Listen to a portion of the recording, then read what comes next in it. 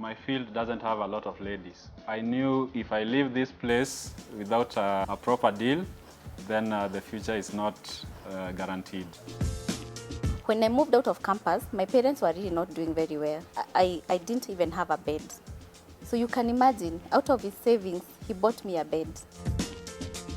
So 1 year down the line, nothing is happening. 2 years down the line, nothing is happening. Then you have this ring, you feel like you're tied. At some point, she removed that ring, and I bought another one.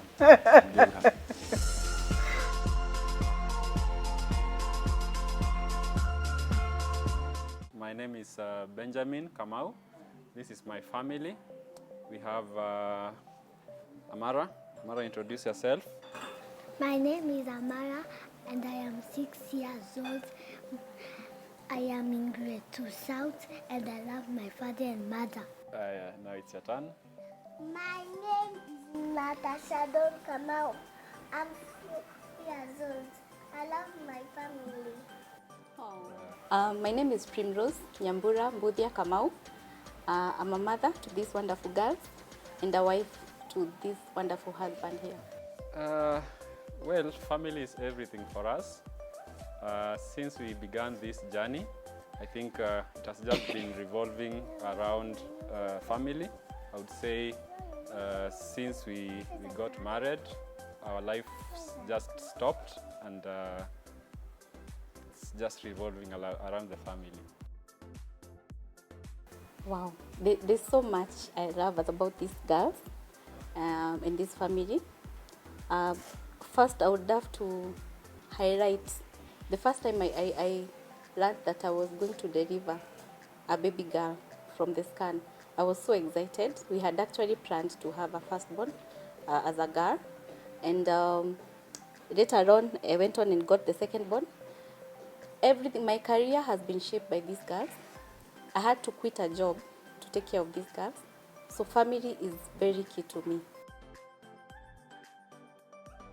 And now that we have been brought together by love, we are about to share our love story. So we'll request our little ones to go and play outside. Then, yeah, girls, you go and play there. Then we'll tell you to come back. See you. Okay? Bye. How the two of us became one. I would want to start with how we met. We met back in 2006 at the University of Nairobi. We were both in first year. So my friend and I, my friend is called Vance. Let me just mention the name. Then she was staying with a roommate called Carol. So Carol was a friend to Vance. So one day Vance and I went to visit Carol. We didn't know her, but when we got there, she was very receptive. She made us a cup of tea and a meal. And since I had only accompanied my guy to visit his friend, I later decided to visit alone on a day that I had confirmed that Carol was not there. And from the look of things, Primrose was still new in town and she didn't have many friends. So getting her in a room, chances were very high. So I visited alone. And as expected, she was there, hall 6, room 406. And I asked for Carol, and of course she told me Carol is not in. I requested if I can wait for Carol for a few minutes. So she accepted, and Carol, of course, did not show up. So she had to let me go. But when I was leaving, I requested for her number, asking or requesting that when she comes back, she can inform me. Of course, that was not the objective. So from there, we started texting each other, good night, how are you today? Then she would occasionally invite me for dinner, for a cup of tea. And she did that quite often, more than I expected. And I was pretending that, is it really pretending?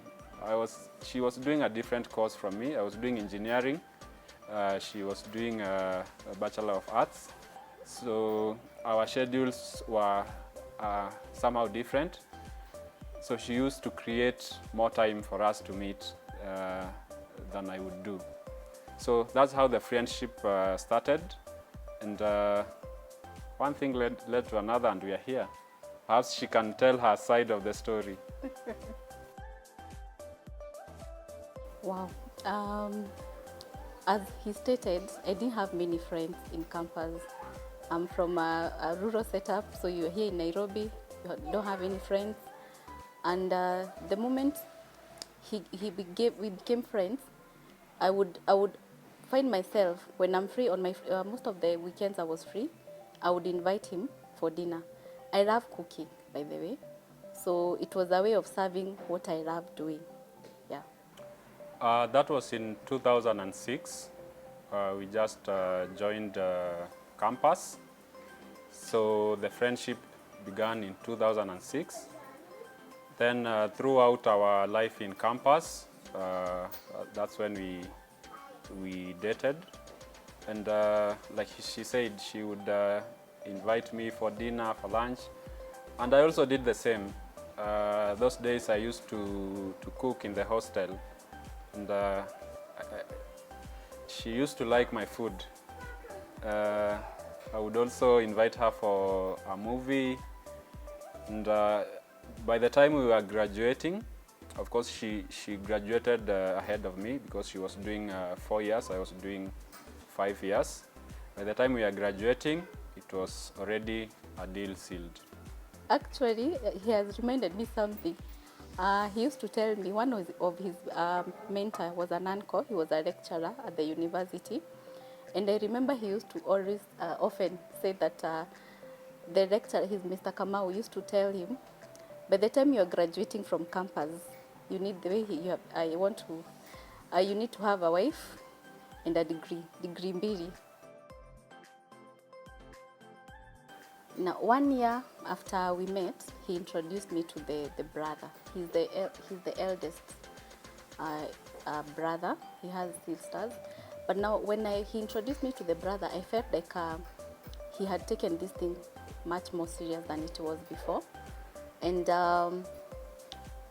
he also used to take me for a few lunch dates out there, sometimes to Arboretum, now that it's near the university. He also used to take me to this, what is it called?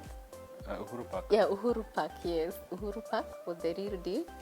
And I used to feel like, since the schedule was very busy, his schedule was very busy, I used to feel like he was creating time for us to know each other, and I would appreciate that more. One thing that I did to affirm or to confirm that she's the one, just before we graduated, I took her to one of my aunties for that initial introduction. And that was a step to just tell her that we are moving forward with this. Oh, I'm even surprised. I can't remember that you introduced me to your auntie, but I remember your sister. And I confirmed that he was serious about this relationship.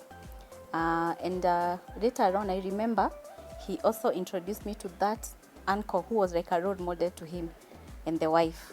We visited them for a night, and that also confirmed that he wants to push this further. And the timing for that was very intentional. We've been in the campus for 4 years now, And looking at the places I was going for internship attachment, my field doesn't have a lot of ladies. So I knew if I leave this place without a proper deal, then the future is not guaranteed. Wow, it was awesome. He said I cleared campus 1 year ahead. And I remember after I cleared campus, I would go for lunch at the hostel. I would also go to use the free Wi-Fi, in quotes and quotes, to look for a job. So in like 3 months after I cleared campus, my home was his hostel room. And I think I've never told this to anyone. When I moved out of campus, my parents were really not doing very well. And I didn't even have a bed. So you can imagine, out of his savings, he bought me a bed.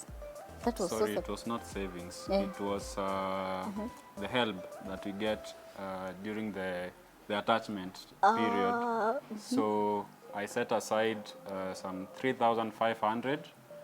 She said she was going to refund. I'm still waiting for her to refund it.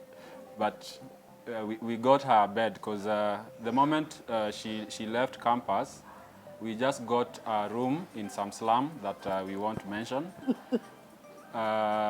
We just placed the mattress on the floor. And I remember that day, we didn't even have a lot of money to buy proper food. We just ate bread and cold milk. And that's how we started life outside campus.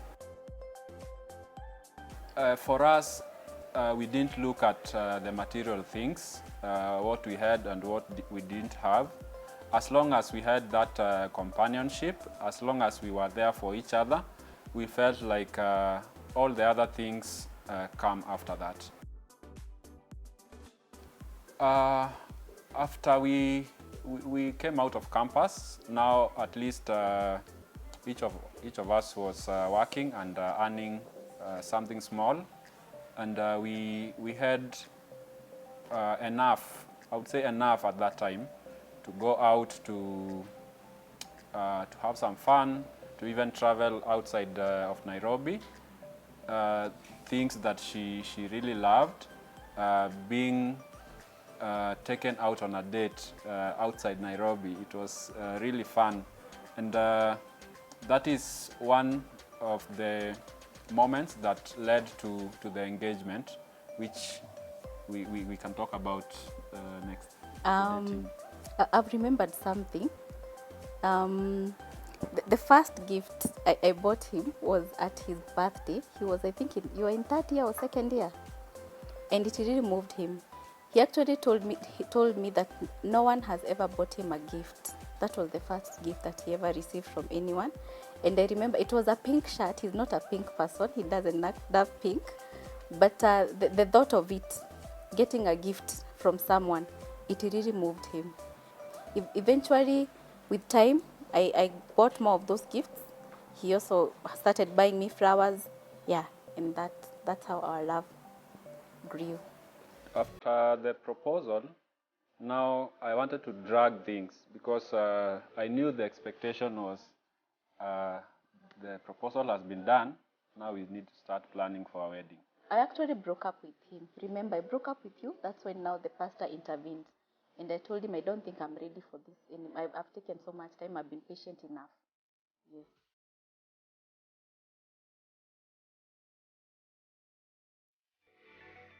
Wow, it took, was it 6 years before he proposed? Because now we met in 2006.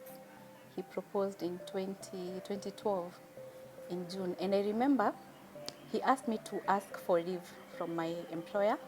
He was supposed to go, he had planned a trip for us. And I thought it's just another trip, just any other trip.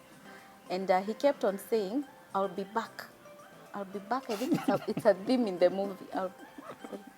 I'll be back. I'll be back. Will you remind me? Yeah, it's a statement from a movie. Yeah. It says, I'll be back at midnight, before midnight. Before midnight. I'll be back before midnight. He kept on saying that, and I was wondering, what is this? So we went to this place called Heartwarming in Naivasha. And I remember, you know, those times, people from our generation, you can imagine. So he started making some, he put some stones together. And I was wondering, what is wrong with this guy? He put some stones together. He put his phone. So I didn't know he was trying to make a good, what do you call it? He wanted to record, a platform for recording the proposal, which I was not aware of. So he did all that. Then he proposed. So at that moment, that's when it hit me, he was recording the whole thing. So I even have a video of all that. And of course, I said yes, because we had been together for that long. No, you and didn't say yes. I didn't say yes. You said, of course. Of course. Oh my God. Yeah, and that was it. I had calculated my move, and one of the reasons why I had delayed doing the proposal is I didn't want to take any chances that she's not ready, and she tells me to give her more time. So by that time, I was sure she was going to say yes.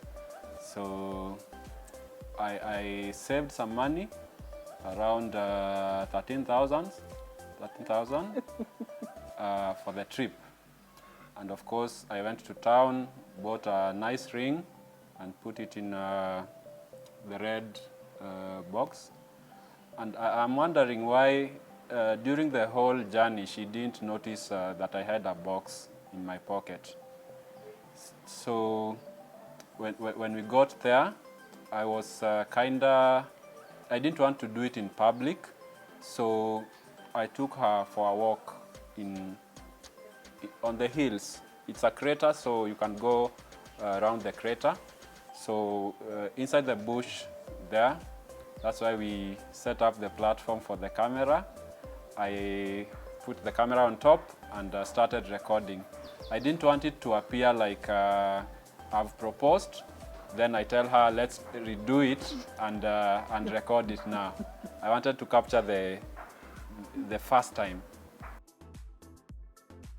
It was my choice.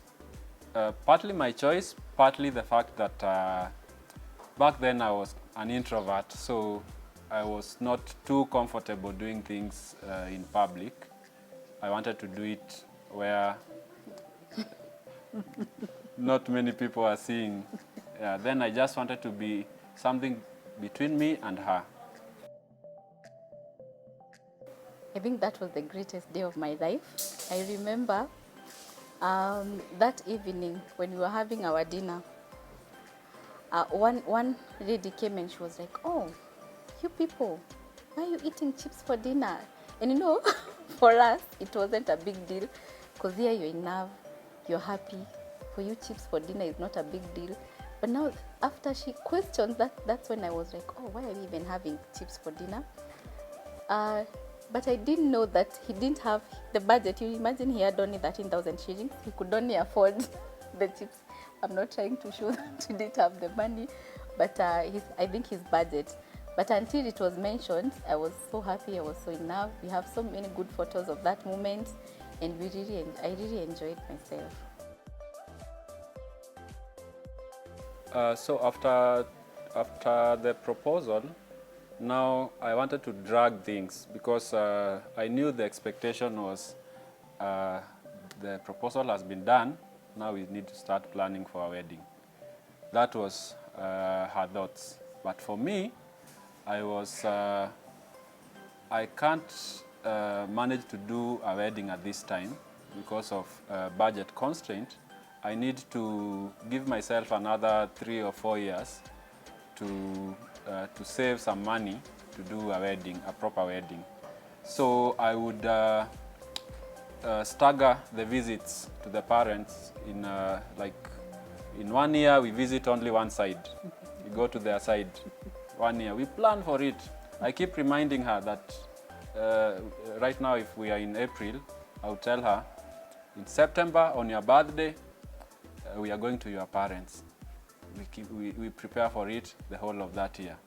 Next year, so it was just kind of a delaying tactic. Now when it got to 2014, she was getting impatient. And in our church, we had one of the leaders of the church. Back then it was the youth ministry. So we approached, I think she's the one who approached that leader, and we had a meeting where I was instructed, I would say, to give a date for the wedding. Because we are planning, but we are not mentioning any date. So I looked at the calendar. That time it was around October 2014. I just looked at the calendar and I realized that in February, the 14th, will be on a Saturday. I said, this is the date for the wedding. You know, when in our culture, when you get engaged, the next thing you expect is a marriage. So 1 year down the line, nothing is happening. 2 years down the line, nothing is happening. Then you have this ring. You feel like you're tied, as in it's like it's a bond. It's a bondage, and you're not moving forward. At some point, she removed that ring, and I bought another one. And gave her. So I imagined now this guy is like he's tying me, and he doesn't want me to move forward with my life or something of the sort. He doesn't want to settle down. So I was confused. What exactly does he want? So now that I'm a born-again Christian, I went ahead, I approached our pastor, and I told him I want to break up. I actually broke up with him. Remember, I broke up with you. That's when now the pastor intervened. And I told him I don't think I'm ready for this. And I've taken so much time. I've been patient enough. Yes.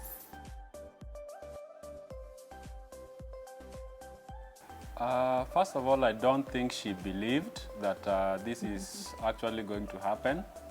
So she just made her contributions to the preparation, I would say half-heartedly, not 100% sure that it's happening. But for me, I knew regardless of any circumstances, the wedding is happening and the date is not going to be changed. So we just talked to a few friends to help us do the preparations.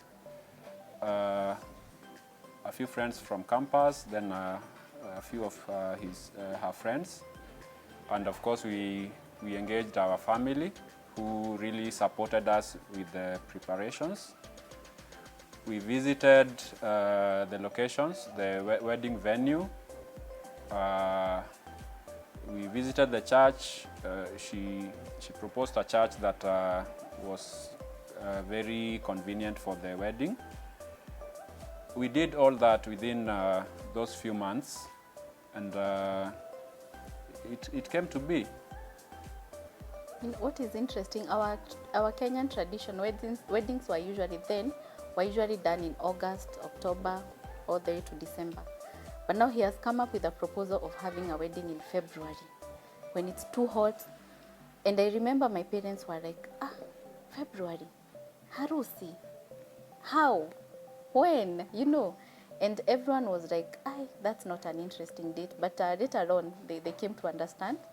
And he jokes around it, and he says he did it on purpose, that he doesn't have to celebrate an anniversary, whatever, a Valentine. So they were all combined as one, so he doesn't have to spend so much. And we also tried to bring a birthday for our second born. It's on February 2nd. So we wanted it to be February 14 as well, but we missed it by a few days. Yeah. I woke up so early, so refreshed, and my auntie had told me, just smile. Whether things will turn out badly, just smile. And I maintained my cool. I was so happy that day. And the highlight of my wedding was the song that was played when I was walking down the aisle in church. He kept on putting up that song when we were in the room or wherever, and the words, the name of the song, can you remind me? Beautiful in White. Beautiful. He has reminded me the title of that song like 1,000 times. Beautiful in White. So the words were so crucial. I remember the DJ had missed the song, and I had to wait at the door, and people were like, so get in the church. I'm like, I'm waiting for my song, that song for me to get in church. Yes, and the whole thing, of course, some things went wrong.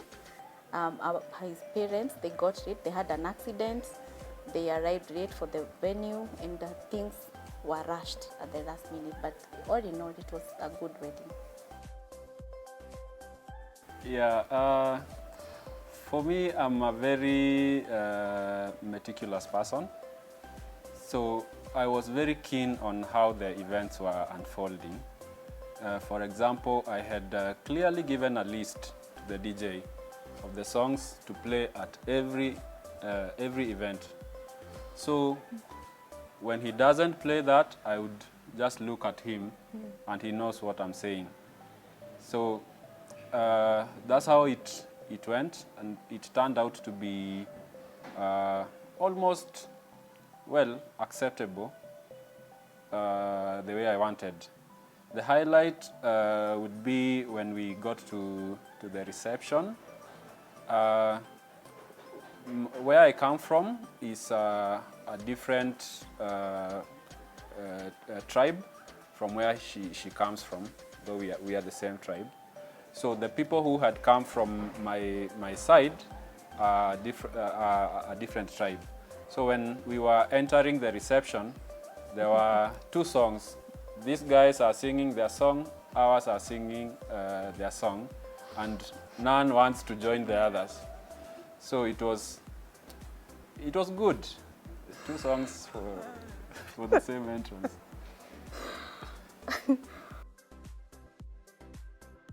Well, there's so much I like. There's a long list of the things I like about him. Actually, one of those is the meticulous. I'm a sanguine. My personality, I'm a sanguine per se, and he's a melancholy. So he's very orderly. Even where you keep the tissue matters to him. How the toothpaste is used matters to him. How the bed is spread matters to him. So, and I used to like that part of him, that he's orderly.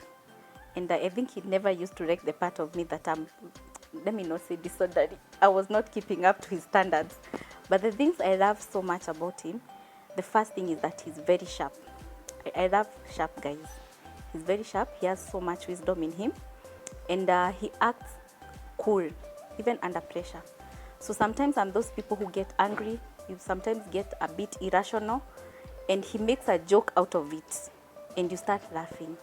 And he corrects you in a very calm manner. You even think like you're such a foolish person, the way he corrects you.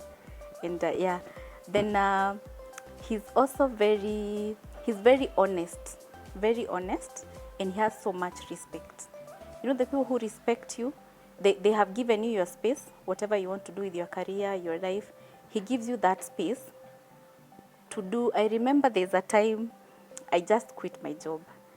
And he had talked me down about, he had told me not to resign from from the employment, and I could hear none of it. And he just let me be. I quit, I struggled, and he was like, you see, I have the best interest for you and your kids, and he has always been that way. He has the best interest for the family, and even before I graduated, he had the best interest of me. For me, I prefer not to address it there and then, because I understand my wife that when she snaps. Our firstborn daughter had serious colic. She would cry the whole night. She would, it was crazy. We would change nannies every week. And I think I got overwhelmed. I felt like I almost got postpartum depression.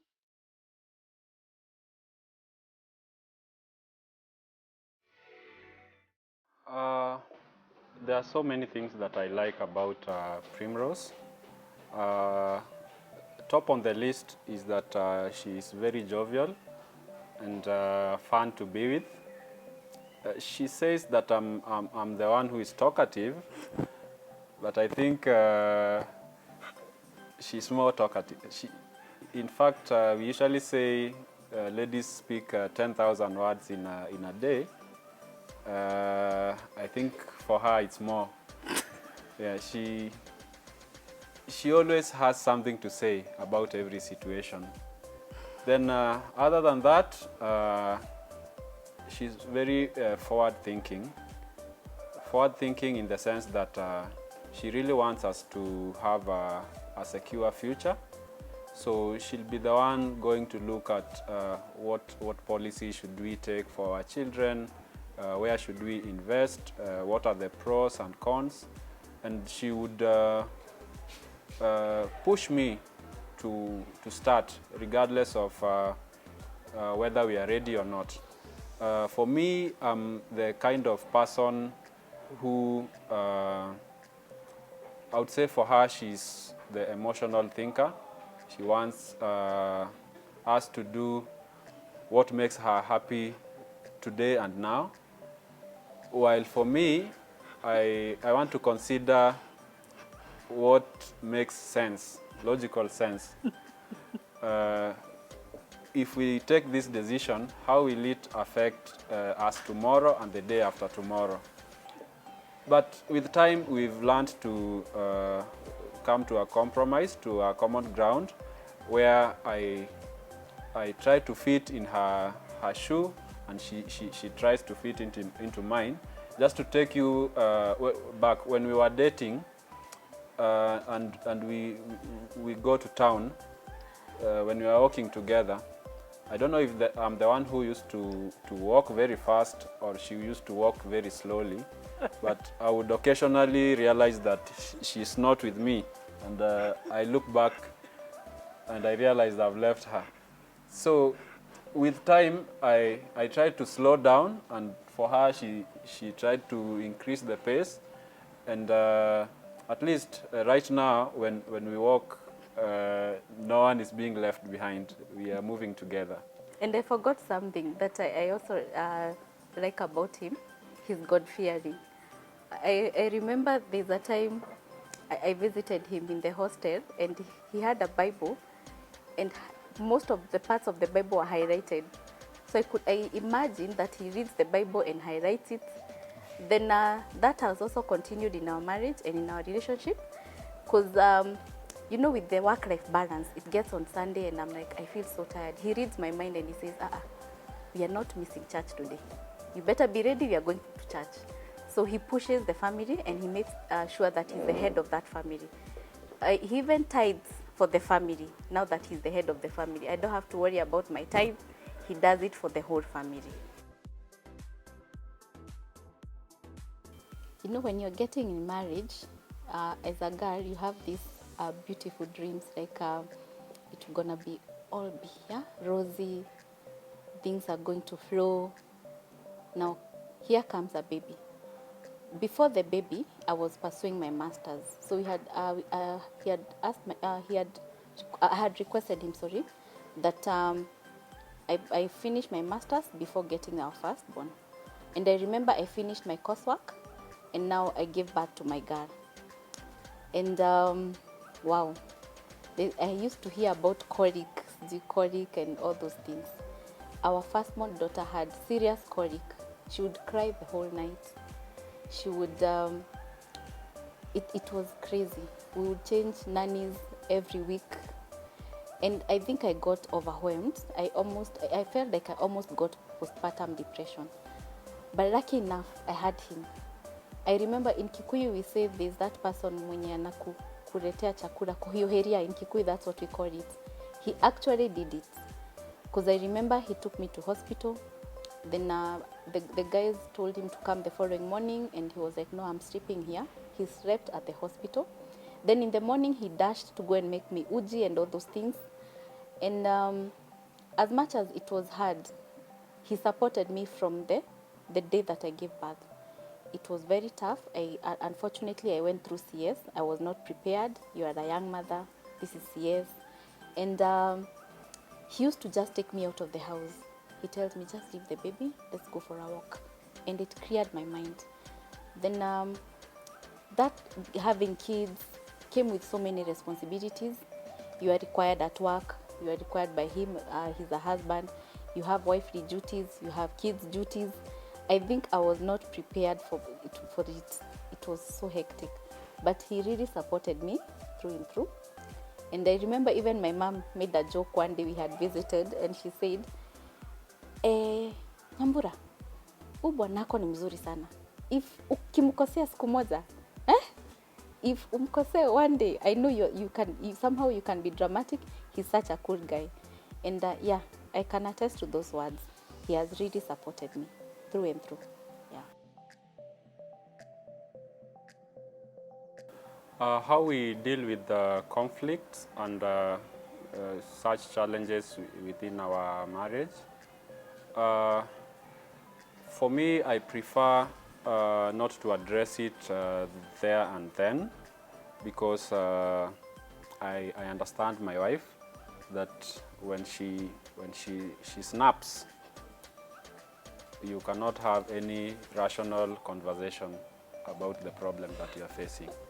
So I just let her make noise, throw tantrums, and once she has settled, now I start taking her through the process, one step at a time.